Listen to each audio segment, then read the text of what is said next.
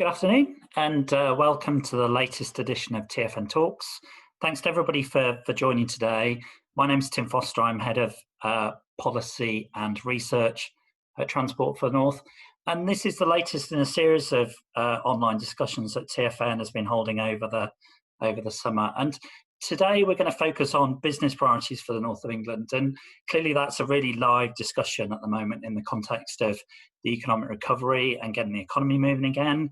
So I'm really pleased to be joined by a great panel today to talk about where transport fits in with their priorities, both in the short term and the long term, and what else is needed to support a return to economic growth. I think those of you who are familiar with TfN's work will know that economic transformation and what's needed to support business enterprise innovation has always been right at the heart of the strategic transport plan, and lots of our work has focused on how we can connect people, businesses and places to help improve productivity, create more integrated labour markets, expand markets for business and all of that. And clearly the current environment we find ourselves in around COVID, it's still lots of questions about the strength and shape and the recovery and what it means for the longer term. But clearly the actions that are taken now and in the coming months and years will have a major bearing on our ability to achieve the kind of long-term transformational outcomes that TfN has been calling for through a number of things. And as people will know, we've done a lot of work and recently published proposals for a northern infrastructure pipeline that can really sort of kickstart growth in the north. So hopefully really interesting discussion today. As ever, please feel free to actively join in the discussion using the chat function and also through social media using the hashtag TfNTalks. We'll be discussing this webinar on our next podcast, which you can find on Spotify and SoundCloud by searching for Transport for the North. And that will also include an interview with Henry Murison from the Northern Powerhouse Partnership. So turning to the panel, thank you ever so much for joining us today. We're really keen to hear from each of you in turn before we open up to questions. We'll hear first from Councillor Don MacKenzie from North Yorkshire County Council, followed by Peter Kennan, the Sheffield City Region Local Enterprise Partnership. Then Emma Degg, who's from the Northwest Business Leadership team. And finally from Miranda Barker, the Chief Executive of East Lancashire Chamber of Commerce. So Councillor Don MacKenzie, just turning to you. Don, as people may know, was elected to North Yorkshire County Council in 2009, has been a member of the executive there, I think, since 2013, and responsibility for highways, transport, broadband and mobile. And it's also the representative of North Yorkshire County Council on the Transport for the North Board. So Don, welcome. Thank you very much for joining us today. And I think as the only politician on our panel today, actually, we're really keen to hear from you about what you feel your priorities are for business at the moment. Yes, thank you very much, Tim. Well, first of all, good afternoon, everyone. I'll give you a little thumbnail sketch on North Yorkshire, first of all. It's the country's largest county, as you may know, population 610,000 people spread over a wide area of more than 3,000 square miles. The County Council manages 6,000 miles of highways, 4,000 miles of footpaths, and nearly 2,000 bridges.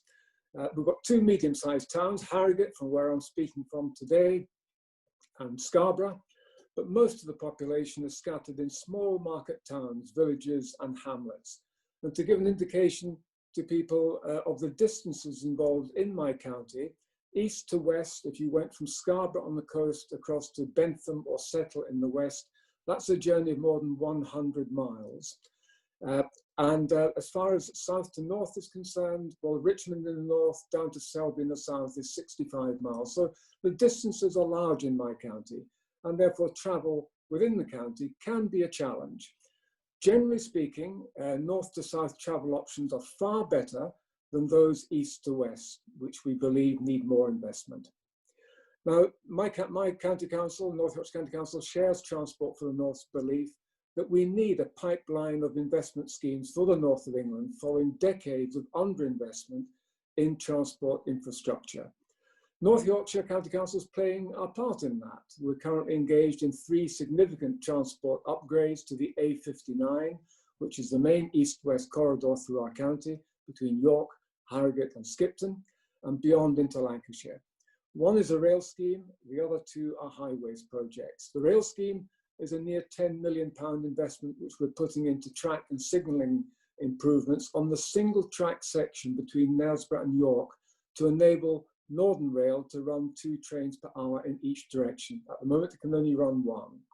This is funded by the York and North Yorkshire Local Enterprise Partnership and by North Yorkshire County Council, and we're using our on-street parking surpluses to pay for that.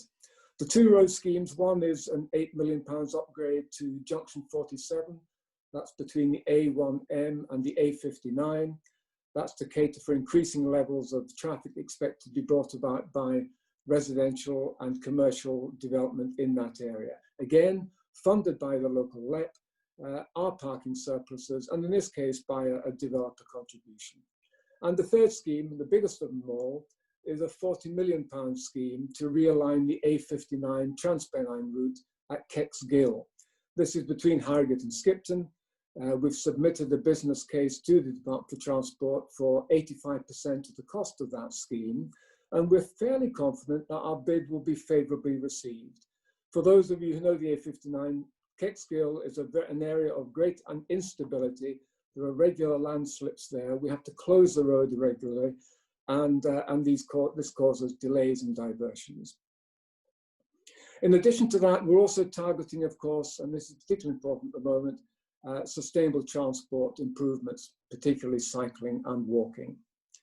Now, transport links in my county are a major factor in the viability of our businesses. The North Yorkshire economy supports 265,000 jobs, generates £13 billion of GVA. The COVID-19 pandemic and lockdown have, of course, had a dramatic effect on those jobs. As of last month, 85,000 persons here in North Yorkshire had been furloughed. That's the 2nd highest of any local authority after Leeds in the north of England. 40% of our manufacturing jobs are in the food industry, and of course the downturn in tourism and hospitality activity have had a profound effect on that particular sector. Nevertheless, we're confident we will bounce back. We're a country rich in small to medium-sized enterprises. Many of our residents run their own businesses and are self-employed. And North Yorkshire is historically a county of very low unemployment. Our residents enjoy a high quality of life, excellent education, and good social care. And our agricultural sector is very strong. So North Yorkshire County Council is determined to help the local economy to overcome the effects of COVID as quickly as possible.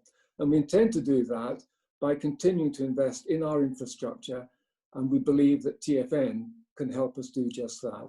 Just one final mention, if I may. Part of my portfolio is the digital economy, and we do give a high priority to our digital infrastructure. Our broadband company, SFNY, has brought high quality broadband to 180,000 businesses and households in the county since 2012, and we continue to connect up thousands of additional properties every year. The latest phase expansion providing full fibre connections with up to 330 megabits per second download speed. We're also installing a full fibre network of 180 kilometres in 19 towns in the county. And we've just become a member of Mobile Access North Yorkshire, which is a partnership which is piloting the use of 5G networks in our most rural and remote areas. That's a quick thumbnail sketch, Tim, of us in North Yorkshire. Thank you. That's an excellent start to the discussion. Thank you. And I think we'll come back to lots of that in the discussion. Thank you so much. So the next speaker is Peter Kennan, who is also a member of the Transport for the North board and represents the Sheffield City Region Local Enterprise Partnership. Alongside his role at the LEP, Peter is chair of the Sheffield Chamber Transport Forum, a charity trustee, and it says here, a self-proclaimed railway enthusiast. Peter, I'm sure you're going to tell us why trains are so important, but I'm sure you also, we'd all like to hear from you what else you think we ought to be focusing on. Thank you, Tim. Good afternoon, everybody that's attending the webinar. I'm making my comments from a background as a chartered accountant, where I've dealt with small and medium-sized enterprises and owner-managed businesses in South Yorkshire for over 30 years now. And I saw the four main themes of this session, so I thought I'd just say a few words on each of the themes by way of an introduction now. And then I've seen in the pre-asked questions, there are a lot of questions about these themes, so we can come back to some of the points I make. I think one of the key things on challenges to the north in unleashing the potential for economic growth, it's finding a way to work with central government to get more devolution, and the key issue of the northern budget. Transport for the North make great efforts to try and advance that. So just getting central government to understand and trust the judgment of those in the north is so important, and that is why Transport for the North carries such a key role. And it's also getting central government to remember that there isn't one size fits all for the UK. Solutions for London and the big cities will not necessarily work in many parts of the north. We've heard from Don already and the rural communities in North Yorkshire. South Yorkshire is very polycentric. We've got a number of urban centres and an awful lot of rural areas in between. But having said that, and pointed the finger at central government, I also want to say that isn't the only consideration. We've got to look at ourselves as well. We have to ensure that we represent all sections of society in what we're doing. So here I am, a 60-year-old white male. I need to make sure that what we do is fair and represents and gives a contribution from all sections of society in the north, and whilst not diluting the obvious skill and experience which many people bring to this. On levelling up and the priorities for business, we have to say that there is probably 20 to 25% of businesses that are fighting for survival. We mustn't lose sight of that, but there are a large number of businesses who are still looking to the medium to long term and want stability, clarity, consistency, so they can make informed investment decisions. There are too many apparently knee-jerk isolated interventions by central government.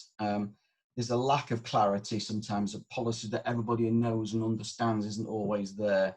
And consistency, this idea of bidding for funding so that you get patchy, almost a patchwork of investment across the north because somebody's been successful and somewhere else hasn't. If you took EV charging as an example of that. Priorities for rural areas in South Yorkshire, as in North Yorkshire, very, very important. I've attended a lot of DFT sessions where cycling has dominated the agenda. E-cargo bikes have been a key consideration.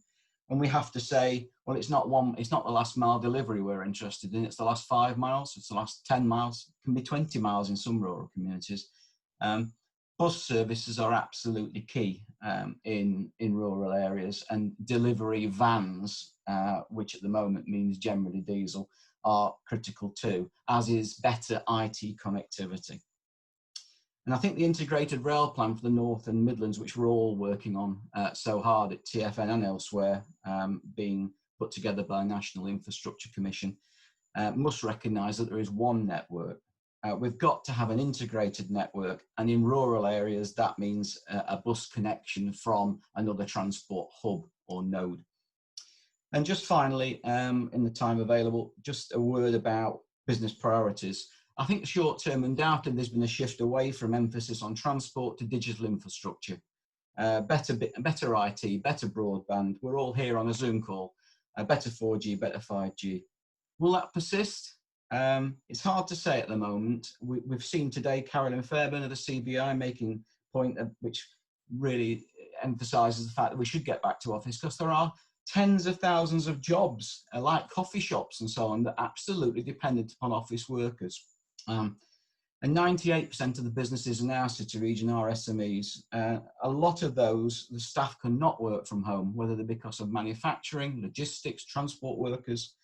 And we all know that working from home can be good. It can help work-life balance, but for many, it can affect their mental health and well-being, with feeling of isolation, that loss of camaraderie. And we must actually strike a balance here. So I hope that's useful by way of an introduction. Peter, I was really just saying thank you very much. I'm sure we'll pick lots of that up, but I think particularly that last point about return to the workplace, no doubt will feature in the discussion a bit. Emma, thank you ever so much for joining us today. Emma Degg is the Chief Exec of the North West Business Leadership Team, but is also a member of the 2070 Commission, which is, I know from our perspective, has played a really big role in articulating and defining what's needed in terms of rebalancing the UK economy in recent months. I think it's also a board member of North West Mates Master and a trustee of Mind the Gap. Emma, over to you for your thoughts. Thank you very much. So I'd welcome a conversation about return to work, because I think it's a complex issue that we need to be really clear-eyed about, and for no sector does it have more of an implication, I'd suggest, than public transport, really. So it'd be good to talk about that. So I'll keep my observations short, if I may. So for those who don't know, the North West Business Leadership Team was established 30 years ago to bring together a small group of business leaders and university vice-chancellors to work together to support the development of sensible policy for the economy and communities of the region. So we're cross-sectoral and across the 5 parts of the North West region. I was appointed as Chief Executive 3 years ago, and I did what everybody does starting a new job. I decided to go back and read all of the old board reports and policy statements, which went back to the early 1990s.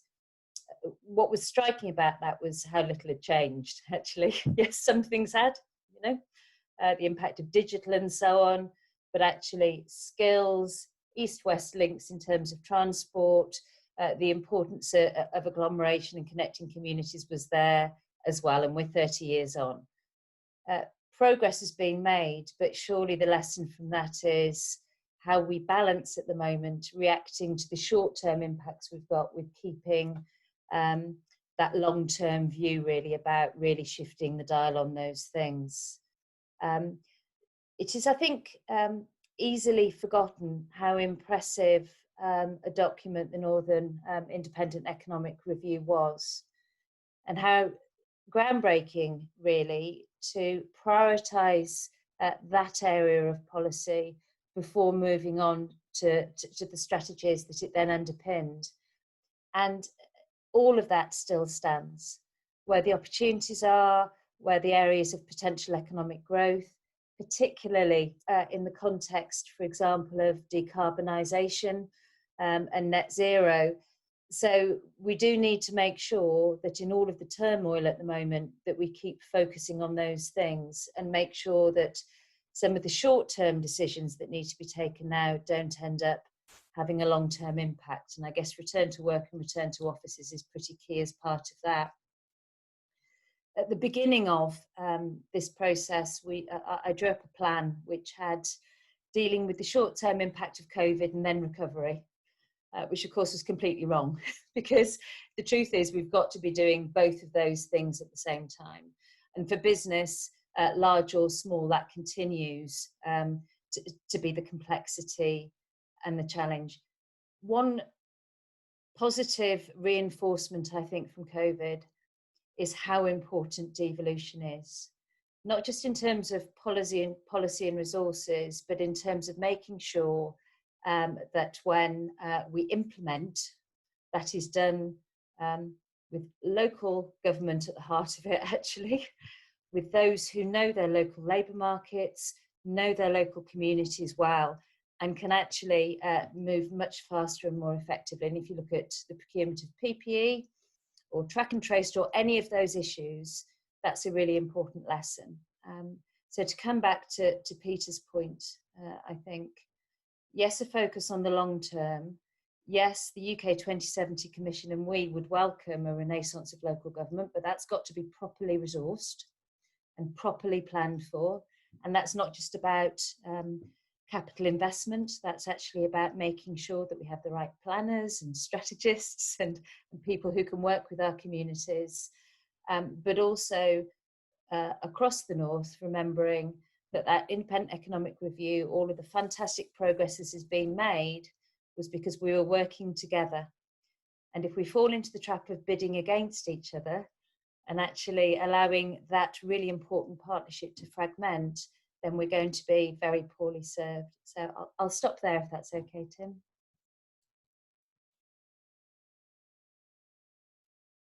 Yeah, thank you. Struggling with mute again. So for our game on this call, there is something about me and Zoom that just doesn't quite go. Emma, thank you very much. I think that theme of again, I think that theme of sort of collaboration, not competition, is something we've been giving a lot of thought to. I think particularly in the context of our economic recovery plan. So that's really good to hear. And finally. Miranda Barker, again, thank you ever so much for joining us today. Miranda, as people may know, is Chief Exec of the East Lancashire Chamber of Commerce, which represents its members in the wider East Lancashire business community. Miranda, I guess as much of North Lancashire is one of those areas with lots of untapped potential, but also with a number of world-leading businesses that clearly are right at the forefront of challenges in terms of kind of getting back to normal. What impact do you think that COVID has had on priorities for your area? Yeah, no, you're absolutely right. Thank you for having me. It's nice to see you all. And you're absolutely right. When I summarise East Lancashire, and I have to describe where it is when I talk to people, I say it stretches from British Aerospace just to the east of Preston, across to Rolls-Royce just to the west of Yorkshire. And that outlines perfectly the issues I've been facing today and this week and all through COVID. And that is the impact not only on our hospitality, tourism and leisure firms, but especially locally on the civilian aerospace sector. It's that impact that we worry about having a really long-term detrimental effect on the economy. To give you a little idea, first of all, about East Lancs, beyond that, it is a really heavily manufacturing orientated sector area. So you're looking at automotive, aerospace, low carbon and energy, health manufacturing, food manufacturing, and therefore consequently a huge amount of importing and exporting going along, all of which relies on us being able to move goods. So we have a huge problem with being able to move our goods. We've got an issue with the disparity between the investment in transport between the north and the south. We've got a problem if you talk to those in Europe and the rest of the world about our aerospace sector from the UK. They say we're too expensive and we're too slow. A large amount of that is the fact that we don't have the internal UK ability to move freight the way that they do in Europe. It's actually damaging our competitiveness internationally. We're not just moving people, we're trying to move freight. In terms of how are we being affected by COVID, you've not only got the aerospace impact, you've got quite a mixed picture going on. You've got us seeing the fastest recovered towns in the UK in terms of Blackburn and Burnley being right at the top of the fastest recovered towns, but equally we've got local lockdowns coming on and off with a dizzying frequency. But we are seeing a recovery. If you look at our businesses, and we're hearing from them daily, excluding that civilian aerospace sector and the areas of tourism and leisure which haven't been able to open properly, the other manufacturers, household goods relating to construction, relating to automotive, are actually seeing the best month that they've seen in a couple of years, and they're back on 3 shifts. And it's not due to social distancing, they're back on 3 shifts due to demand that's filling the order books through past Christmas. So it is a very mixed picture, and there are some sectors that are doing very well. But we need that manufacturing goods moving ability to facilitate the import and export that drives all of that. in Lancashire, the importing and exporting figures have held practically steady all the way through the COVID crisis. They dipped by about 10% in sort of April, May, but that's stark difference to a lot of other areas in the UK where they were down over 50%. So that's really important to the North's economy, but also the UK economy. So before we got to the COVID crisis, what was I happy about in terms of transport investment coming?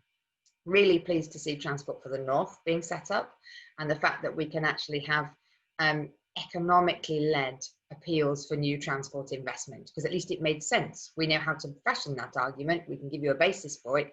We can drive investment using that. That was really helpful. It was really good to see finally an understanding of the importance of connecting HS2 with the East-West Northern Powerhouse rail connectivity. That whole HS North and the need to have both those, it wasn't an either or. That was great to see that recognised. And the drive for a bit of de-beaching going on was really positive. So they're all really useful. So what do we need now to help us with the post-COVID recovery from all of that? We need that investment to come soon. We don't need it in a year. We don't need it in 2 years. We need it now. We need that money on the ground. That was money that was already going to be spent. Let's not see it stepped back. Let's see that investment happen now. Let's see definite drive from government to ensure we have local supply chains involved wherever they are in the country in terms of building those rail corridors and facilities around them. Let's make sure our local suppliers are linked in.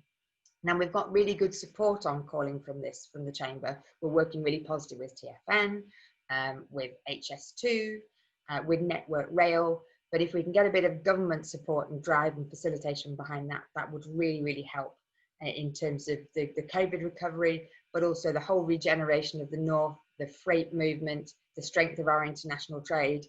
And lastly, just to say, we need to keep that message going out for this kind of investment, that it isn't just for the North holding out a begging bowl. This is for the good of the UK economy. So let's have it happening now.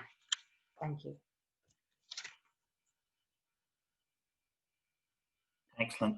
Thank you all very much. That's a really sort of excellent start to the discussion. We had lots of advanced questions from participants, and I can see there's quite a live dialogue going on in the chat as well. So I'm gonna take us through some of the early questions that came in, and then we'll turn to the chat if we can, depending on time. So I'd actually like to start with all of you really about where Miranda finished actually around the importance of investment, and we had lots of questions about whether the current crisis is likely to accelerate or hinder transport investment in the North. Balancing off, I guess the need for the government's commitment to accelerating infrastructure projects, but also whether the current kind of fiscal constraints that are now starting to emerge, both because of the slowdown and extra government spending in other areas, might constrain. So I don't know who might like to take that question first. Peter, thank you. I have a concern, that's for sure, that we have an approach set out to level up, and that's going to involve early interventions. And TfN's been really clear in putting forward schemes that are shovel ready. My fear is that the Treasury is going to sit back when the worst of this is blown over and say tax receipts are very skewed to London and the South East. We must get economic growth, our big driver, going to the maximum possible extent to shore up taxes, which means the investment's going to go back into London and the South East, and we get not the entirety of what we're promised. And what we know is that not only do we want shovel ready, we need to get on with those schemes right now, but it might mean that we start getting the scissors taken to parts of what needs to be an integrated rail network, integrated transport network, because we know it's not all about HS2. It's not all about Northern Powerhouse Rail. It's connecting the whole north through multiple modes. So I do have a fear. I hope government can reassure, but I do have a fear that ultimately the person pulling the strings is at the Treasury and not at DfT. Thank you. Do anyone else want to come in? Don. Thanks, Tim. Yes, I agree with Peter. Clearly, there is a risk. We all know that the government finances are in a pretty poor state and not going to get better for some time yet. Nevertheless, there are opportunities. Certainly one area in North Yorkshire we find there is an opportunity now, and that is the recognition that we need to do more to invest in sustainable transport, in cycling and walking facilities. Peter comes from a part of the world which has already a devolved agreement with Westminster. You have a mayor. In North Yorkshire, we're not there yet. We're the only part of Yorkshire which doesn't yet have an agreement for devolved government. We're working on that. The County Council has made a bid as a unitary authority, and we hope after that we'll get a devolved settlement here. Because without question, I think we're all agreed that the best people to spend money locally are the people who are actually in that area. They know themselves where the priorities lie and where they should lie. But there's no question that central government finances at the moment, it's not good news. But they've made promises of government, and we intend to hold them to it. And we're looking forward to seeing what this acceleration committee does hand in hand with Transport for the North. Thank you. And Miranda, I think you were... Yes, just very briefly to support exactly what both Peter and Don have said we need a bit of bravery from government. We've seen a degree of bravery in terms of Rishi Sunak's investment in things like furlough schemes, which has been invaluable, and we now need that to continue. In that they've still got a reasonable proportion of governmental time left to say no, we'll carry on being brave. We won't pull in the financial horns and re-engage with austerity. We will actually put the investment on the ground to help the recovery of the economy be for the long term and be genuine, and we need them to do that. Thank you. And Emma. So you'd think after 5 months I knew where the unmute button was, wouldn't you? Agree with all of those comments, with a couple of cautions really. Miranda's quite right, shovel ready is great, getting investment now is great. But we need the right schemes, we need that right focus on the medium and long term, and we need not to go to the cheapest option if actually, in terms of long-term economic growth, something more expensive will yield more benefits. So let's keep an eye on those long-term benefits of economic growth as well. But there are short-term issues too. We talked before about return to the office. Some of that is not going to be happening this year and into next year in the big cities, and it doesn't matter who calls for what. It's just how things are going to be. We know that many of our bus operators and rail operators are really continuing to struggle significantly. How you can run those services at the level of fare box that we've got at the moment, we know it can't work. Government have stepped in places, and that's a good thing, but this is going to go on being an issue probably for the next 2-3 years. So again, it's about looking at, if we are serious about not continually increasing car usage, and Miranda's points about freight were really important, about recognising that some of these things are going to take significantly more intervention for government in terms of subsidy than has been the case in the past. Thank you all. That was really helpful. Lots of discussion in the chat about kind of commitment or otherwise to transport other interventions, including the kind of major rail interventions that are planned, including Trans-Pennine Route upgrade, middle of mainline electrification, and I can see kind of reference to a range of other schemes. I think from our perspective, we're very much trying to articulate to government not only the short-term benefits that come from shovel-ready schemes, but also emphasise the importance of that long-term planning. Not least, I think the points that Peter made initially about certainty feels really important, particularly around the bigger long-term interventions like HS2 and Northern Path Rail. And I think that commitment in whatever form that enables places, businesses to plan around all of that for the longer term feels to us like a really, really important part of what now needs to happen. I'm going to sort of take us into talking about clean growth, which has featured quite heavily, I think, in the discussions about building back better and how we balance our economic and our environmental ambitions. And again, lots of work going on around Transport for North to look at all of that. But a big priority, I know, for a number of LEPs across the north. And Miranda, I think you were keen to sort of say 1-2 things about clean growth.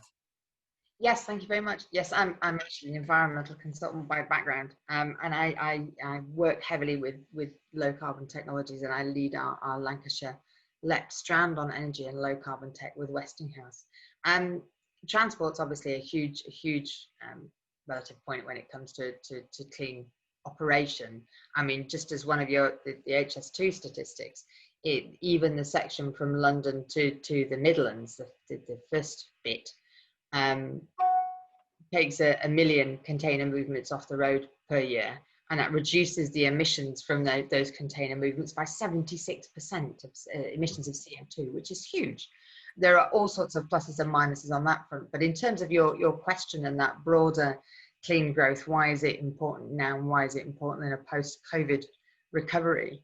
There are 2 elements to it. One is for the general business community in terms of really securing those reductions in cost from being on top of your energy consumption and every other utility consumption, and also the security of supply. Energy is going to be a really significant factor going forward, and a lot of businesses are paying over the odds to have a secure supply, or are subject to what can be potentially lethal cut-offs over the winter period. But also there's the stimulation of low carbon as a really strong sector for the north, everywhere from the Siemens wind turbine blade manufacturer over in Hull, all the way across to the manufacturer in Lancashire that I'm working on, a lot of low carbon technologies. It's really significant in terms of the boosting that government can put in to help that be a growth sector for us, but also the work that's happening now across the north of England to support automotive and aerospace sectors which are under threat, to diversify into production of low carbon technologies as well. And there is some capital funding to help them do that. So it's a recovery and a resilience piece, as well as being a good thing to do. Thank you. Thank you. And Emma. We've been working over the last 5 months on a roadmap to zero carbon funded by Innovate UK across the LEPs, and with the private sector with a new phase coming through. And in a couple of weeks, we'll be announcing a new industry collaboration around this as well.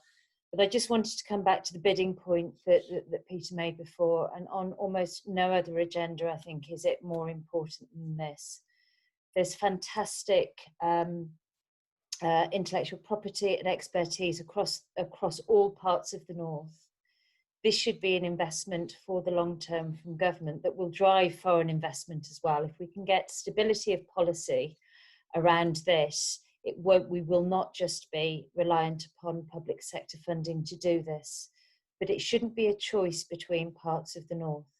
The opportunity is so great for employment, as Miranda says, for some of our energy intensive manufacturers who we need to keep and to grow and to modernise, that we really do need to work together to say, invest in all of these things, where the business case is there, whether this is a good investable proposition. And to come back to a point that was made before, this isn't about what's good for the north, this is about what's good for the UK, because we won't get anywhere near government targets if actually we don't do that here. Thank you. And I think both Don and Peter want to come in. Don, I think you. Yeah, yes, Tim. Very briefly, Emma mentioned earlier difficulties being experienced by bus operators, and I do agree. In fact, most of the heavy lifting in public transport in North Yorkshire is done by bus operators. Many local authorities, certainly North Yorkshire County Council, have continued to support the bus operators during the course of COVID-19. We've continued to pay them as if there had been no drop in patronage. In other words, for concessionary fares, journeys, and also for contracts or home to school transport, North Yorkshire County Council continued to pay the bus operators as if it were business as usual, because we want to see them still in business when all of this is over. And actually, they're helping with the green story in North Yorkshire as well. The local bus company here in Harrogate runs one of the finest bus services in the country, in my opinion. Many of their services are done by electric buses, which is excellent, and so that is an area we do approve of very much. A non-transport related thing: streetlights. All 50,400 streetlights here in North Yorkshire have now been converted to LED, and that saves a huge amount of carbon every year, and actually saves our taxpayers a lot of money also.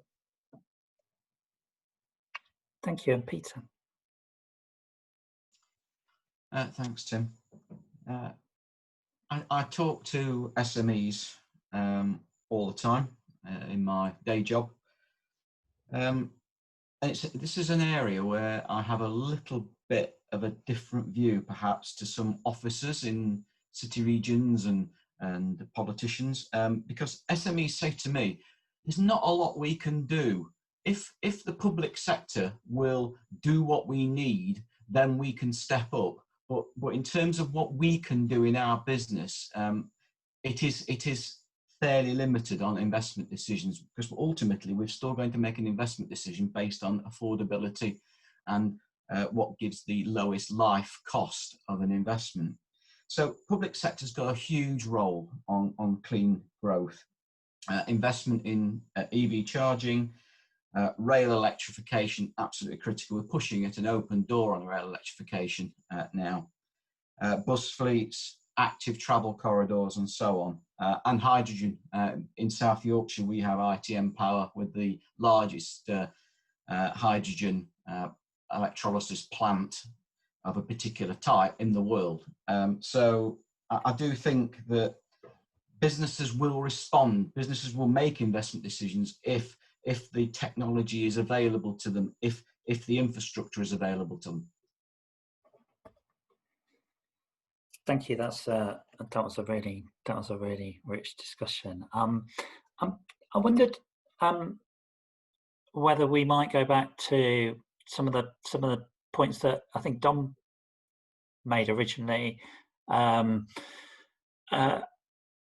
Said lots of TfN's work has been around sort of towns and cities and agglomeration, and I think thinking about particularly about rural areas and national parks, and all of you to an extent have places like Lake District, North York Moors, Peak District, Forest of Bowland in Lancashire. I think that sort of, how important is it, do you think, that the connections between the rural and the urban areas are understood, and the relationship between sort of urban and rural areas? How important is that to business? Dom, can I possibly start with you? Yes, absolutely. I mean, this is fundamental to life here in North Yorkshire. As I said, we have 2 or 3 largish towns, but the rest of our 610,000 population is spread over smaller villages, hamlets. We have 2 national parks. We have the Yorkshire Dales and the North York Moors, very beautiful areas, very reliant upon the business and leisure visitor, tourism. So yes, it's been badly hit during the COVID-19 crisis. But one of the greatest priorities we have at North Yorkshire County Council is to reduce the disadvantage that people who live in the rural areas have, or at least they think they have, compared with those who live in our urban areas. And one way we've done that well, first of all, we subsidise bus services to the tune of £1.5 million a year. So we do subsidise rural bus services, which aren't really commercially viable. So we step in and give them money to run that service. And also, that's been the backbone of our broadband project, mainly in the rural areas. No problem in places like Harrogate and Scarborough. The commercial market comes in and looks after those subscribers pretty well. It's the rural areas where it doesn't apparently work out profitably for them. That's where we've stepped in, and we've spent nearly £100 million now in taking broadband out into the rural areas. Absolutely vital to level things off. Thank you. Miranda. Thank you very much. Thank you. Yes, just to add in again from the business side, if you can imagine East Lancashire, it's sitting there on the border of Lancashire and Yorkshire, and there are so few connections that are efficient going from Lancashire into Yorkshire. That's right where Rolls-Royce is making those fan blades, and you've got a 3-lane motorway that ends in Boundary Mills car park, and that is our route to Yorkshire. And then it goes into a 1-lane tiny little A road, and you can't move things. So we need investment. You can't take everything down to the M62 and across. Doesn't do anyone any good. We've got really poor east-west train connectivity. I know obviously there are plans for that, but we have to look at how we need to move people and things. And back to freight again, of the fact that most manufacturing isn't done in cities, it's done in towns or in really small places. So it's about moving people and moving goods, but that east-west connectivity across the whole of the north of the northwest is really, really poor. And it doesn't help with our few congested routes to the south. We need to do something about multimodal transport across the Pennines. And effectively, you're joining up the two ports. If you think of Skipton to Colne and that connection that David from Cllr is talking about, that isn't just Skipton to Colne, that's Liverpool port to Hull. That's actually shipping stuff all the way across, and it's taking fuel for Drax from the Panamax port in Liverpool to Thirsk to Drax. And that actually changes the 9-hour journey down to 2.5-hour journey. And it services a whole freight as well as a human movement piece. So we must look at that interconnectivity between our towns and our cities and our rural areas for many, many economic reasons and human quality of life reasons too. Thank you. I think there'll be I think it'd be worth coming back for another conversation about sort of freight and trade before we finish. But Peter. Thank you. I think it's very easy to be negative about the challenges facing rural areas. We've had the challenge of lack of public finance to support bus services, the risk of isolation and loneliness of people in rural areas, exclusion from opportunity. But we could actually be more positive. What we could say is that the new Zoom, new normal, new Zoom, means there's never been a better chance if we can get the technology right on broadband and IT connectivity for rural areas to be fully integrated in what you could call a national economic grid. There is that opportunity with us now, but we have to recognise the fact that we're in a very difficult position. Once people become unemployed in rural areas and are excluded from the opportunity to travel because of a lack of bus services and having to rely on a car, retraining becomes even more difficult, getting to places to retrain. So we do have to redouble our efforts to support rural areas across the north.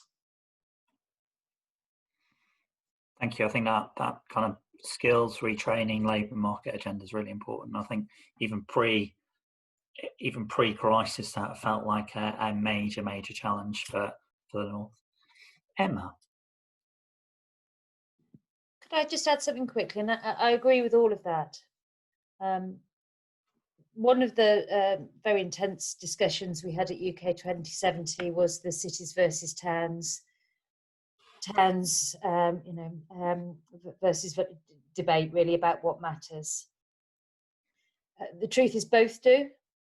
And if there was ever a time where we needed to come together across both places, it's now.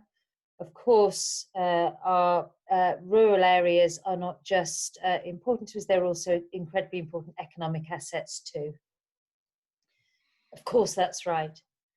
Our cities are going to be under huge stress as well over the next few years. Our towns are bouncing back much more quickly than our city centres are. I don't know if anybody's been to the centre of London or to the centre of Manchester recently, but it is quite frightening. We need a mature discussion that isn't about dividing, that isn't about swinging the pendulum too far. And if you want me to be really honest, I don't like the phrase levelling up one little bit, because I don't actually know what it means. What I would like to see is all places achieving their full potential, going at the speed that is appropriate to them, not in a way that disadvantages anybody else. But the idea that we have the job done in our northern cities is also untrue. So it's that balance between those two things. And it's only through collaborations like the Board of Transport for the North that those really difficult conversations can be had. I don't think that it's something that government alone can do.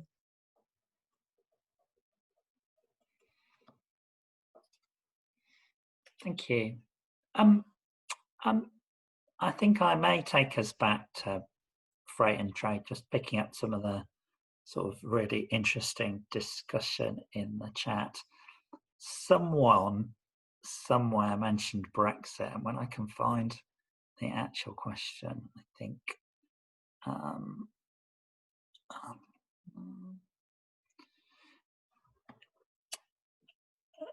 so the actually, yeah, just going back to the point that was made a little earlier about east-west freight connectivity and understanding the importance of interventions like skips and coal in terms of the bigger picture of east-west connectivity to ports, but also I think in the discussion about clean growth and environmental impacts, a lot of our work on looking at long-term international trade opportunities and freight really did look at the opportunities to rebalance the distribution of the freight from the southern ports, much of which ends up on our road network, as we know, to look at opportunities for greater opportunities around the northern ports and air freight to an extent. I'm really interested in all your kind of thoughts and perspectives about what more we need to be doing around supporting businesses in terms of international trade, freight opportunities, and anything you'd like to pick up around Brexit and some of the challenges and opportunities that might come from that. Miranda. I'll give you a quick start of the 10. One of the things that would be really good would be when we are planning ahead with our road and rail investments, is to think about the long-term movement of goods. So for instance, way back when HS2 was being thought of originally, the thought was that you rode it straight into London stations in a way that would link onto Eurotunnel. So my firms up in East Lancashire could transport something to their regrettably far away link onto the decent rail services, but then would be able to put something straight on a container, and that would be able to go uninterrupted over to Europe. And that would have been perfect. And that did exist in the original planning, and it got locked at an early stage. So we must make sure that when we do our coming investment, whether that's HS2, whether that's Northern Powerhouse Rail, whether that's all of the rest of the Transport for the North agenda, that we're looking at that being logical in terms of connectivity between things. And I know that's how it's constructed now, and I know it's about 30% of the footings that overlap between Northern Powerhouse Rail and HS2. So we must make sure that that carries on, and that we enhance the connectivity into cities and towns and everywhere in logical ways, rather than lose it for the sake of small amounts of cost cutting. So that would be really positive if we can think ahead and do some of that forward planning. I know it doesn't work well with governments when they think in 5-year increments, but we must have some ability to do proper long-term planning for long-term benefit for the UK economy. Thank you. It's very good. And lots of Peter earlier talked about the integrated rail plan, and that the work, certainly the work that we've been doing and some of the partners have been doing around all of that, does feel like a good opportunity to finally bring those both passenger and freight together and think very long term about what's needed. Peter. I was just going to make that very point, Tim, really, that the importance of the integrated rail plan. In the interim report, there was a mention of freight, and that was very welcome, and I've certainly focused in on it. We are going to struggle, let's just be honest. The topography of crossing the Pennines on any rail route is very challenging given the size of the structures. If we can get one that can take any container, W12 size container, I think that would be fantastic. The ability to get paths for freight will become easier if we can deliver MPR, the main Leeds Manchester MPR route. But all the other routes for container traffic around the UK also need to be upgraded. It's at the moment, can you believe that to get a container by rail from Sheffield to Manchester, you have to go via Carlisle in Edinburgh or via Nuneaton in the south. It's just a crazy situation. So let's hope that we can really keep banging the drum about trans-Pennine freight and at least get one route over the Pennines finished. And then start focusing with the capacity released by the new rail interventions such as HS2 as well as MPR to open up many more freight paths. You may have read recently we've got millions of tons of aggregate coming out of the Peak District to support the building of HS2. It's as many as I believe 5, 6, 7 trains a day coming out of the Peak down to the work sites in London. So rail freight is absolutely critical, and it's very tight to get paths of any sort on the network at the moment. Thank you. And Don. Just to add to that, Tim, I noticed on the chat line several people are mentioning the Colne to Skipton reopening of that rail line. North Yorkshire County Council does very much support that, and we hope it will come to fruition, not least because it offers additional trans-Pennine freight services.